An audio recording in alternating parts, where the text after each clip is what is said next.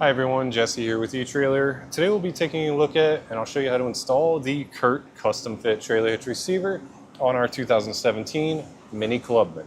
The Mini is of course a smaller car, so it's always nice to be able to add some extra storage space somehow, and adding a hitch like this allows you to do that. With this hitch you can throw on accessories such as a cargo carrier, or if you're like our neighbor today, they want to use this hitch with their bike rack. They actually purchased a Hollywood Racks cross-track bike rack just for this hitch so that they can hit the trails.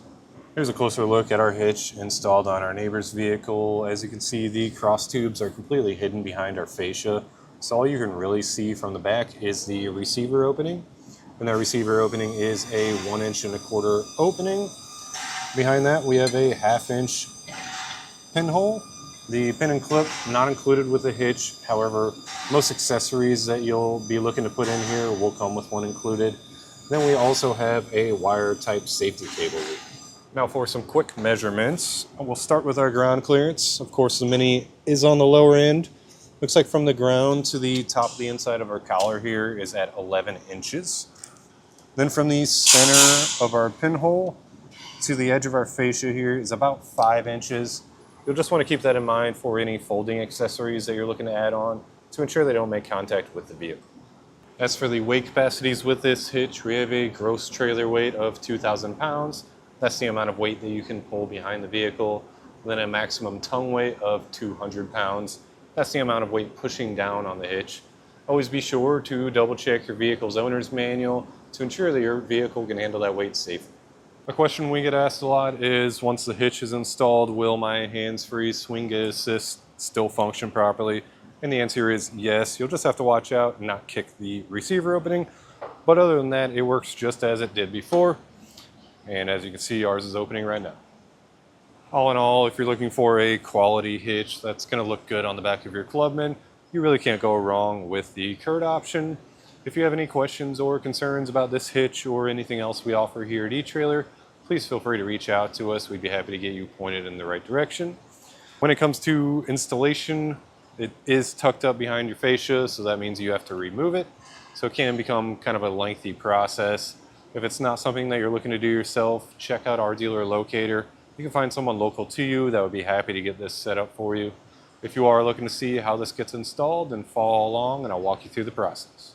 To begin our installation, we'll be working on getting this fender cover here pulled back so we can access a bolt. So we'll start by pulling back on our cloth fender liner. There's going to be an 8mm bolt on the bottom here. We can take that off, and then there's one more in the wheel well.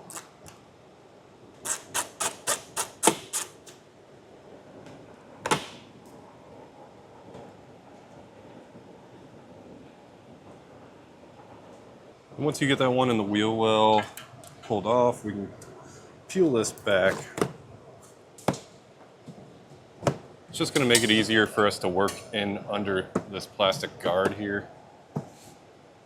So this is just held in by some clips.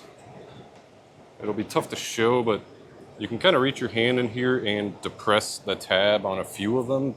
That will make it a bit easier to take out, but I found these cars are pretty well built. That means that they're going to be hard to take apart.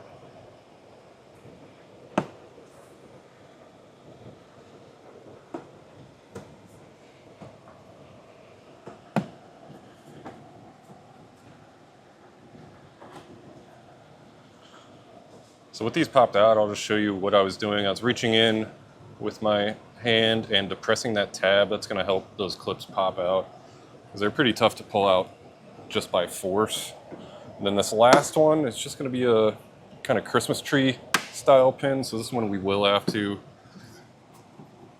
pull away from the vehicle, get that released. And then behind that we have a T25 torque screw that we'll remove. So we'll just have to hold back on this plastic cover, and it really helps to get a 90-degree angled bit driver like this because it is a tight spot. You could probably use a ratchet also.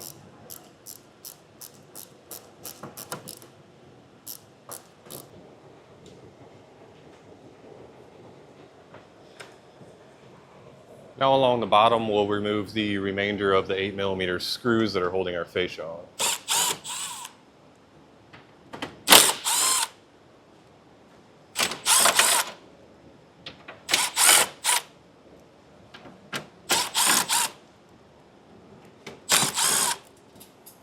Now we'll have to open up our cargo area, and on both sides you'll have a plastic push pin fastener.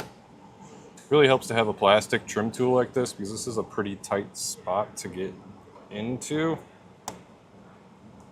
But just carefully work under that fastener and then pry it out. Sometimes you can just use this tool to get it kind of started and come back in with a metal trim tool or a screwdriver, get that popped out.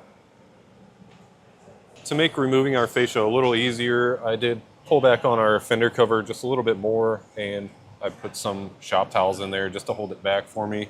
I also unplugged our light just so I could get it pulled back farther. It's pretty easy to unplug. You just push on that tab and separate it. So I'll tuck that plug out of the way. And then what we want to do is start on both sides, get them unclipped first. So easiest way to get that started is to just get your hands under the edge here and then pull out pretty firmly. And that first clip will break loose. And then we'll work our way to the next clip. And these are pretty tight. It will take quite a bit of force to get them to release. Just get that pulled out. And once you have both those clips on both sides released, we'll come to the middle and start working these clips loose.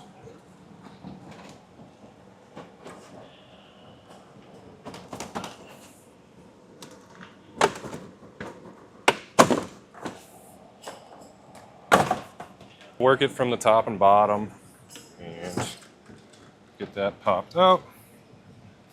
I notice we have a lot of plugs to unplug here, so that's going to kind of hold it in place for me.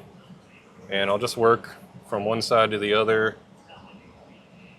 These should all work about the same way.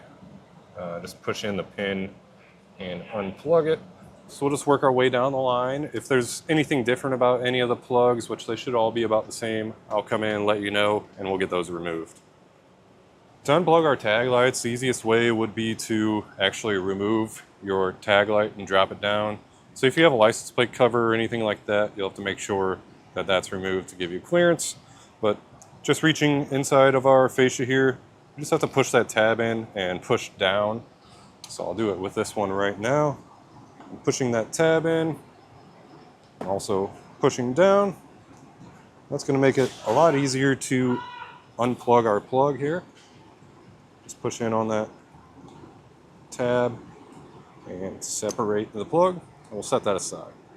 Once you have all those electrical connectors undone, we can just take our fascia off and set it aside. Next, we'll be removing our bumper beam. So there's two 18mm nuts on both sides holding it up. One on top, one on the bottom.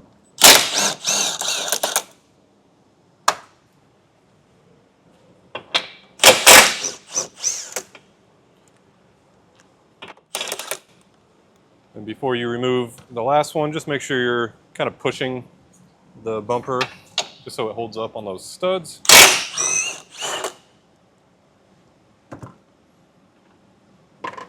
And we'll take that off and set it aside. Now we need to remove our kick sensor and get it out of the way for now. We already removed most of the bolts holding it in, but these last two were kind of tucked away. We couldn't get them. And they're going to be 8mm. And get those removed. And then it's just clipped in. So on this, you can kind of reach back behind it to release it.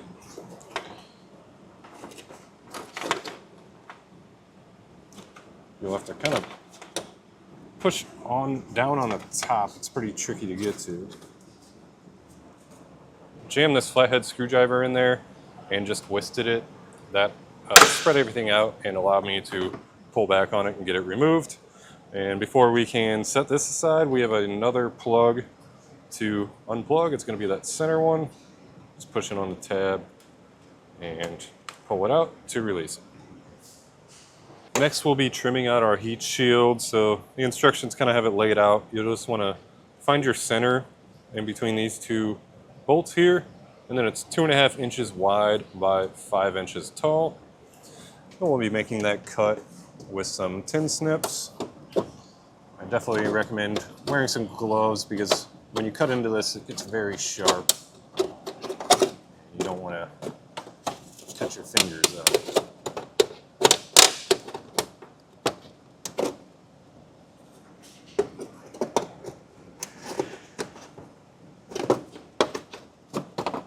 Once you get it close to cut out, you can usually just wiggle it back and forth a little bit and it'll break loose. Now we'll take our hitch and lift it up into place, just using that same hardware that we used on our original bumper beam. Take your nuts and thread them on.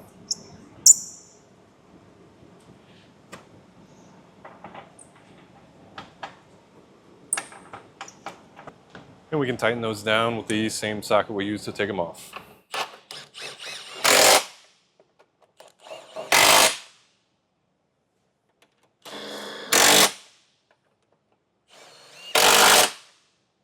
Next, we'll raise our hitch into position, just going over those studs that the bumper beam came off of. Make sure you don't get any of your wiring jammed up. Get that in. It should hold into place, but make sure you have your bumper beam ready just in case.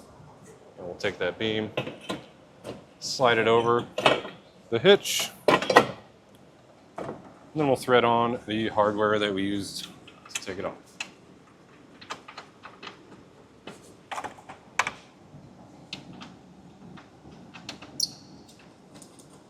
And we'll tighten it down with the same socket we used to take our bumper beam off.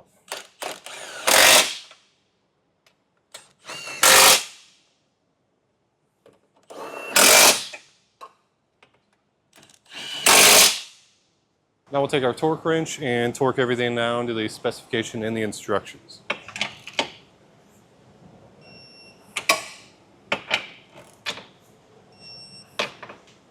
Now all that's left is to reinstall our fascia. It's really just the opposite of how we took it off, but otherwise that's going to do it for our look at and installation of the CURT custom fit trailer hitch receiver on our 2017 Mini Clubman.